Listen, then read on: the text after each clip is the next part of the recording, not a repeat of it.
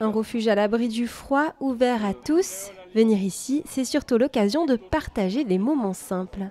Je viens ici pour parler, échanger avec des gens, et puis pour éventuellement voir s'il y a des livres qui m'intéressent.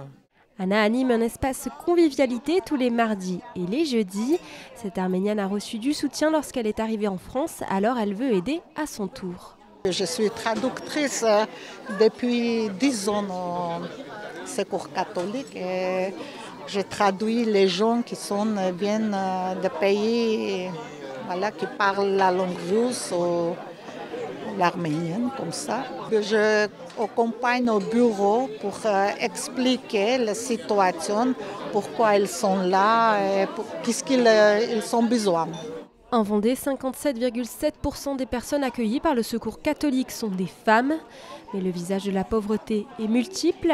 Des travailleurs pauvres, des personnes de plus de 60 ans ou encore des enfants qui sont les premières victimes de la précarité. C'est l'une des conclusions de ce rapport 30 ans de regard sur la pauvreté, publié par l'association.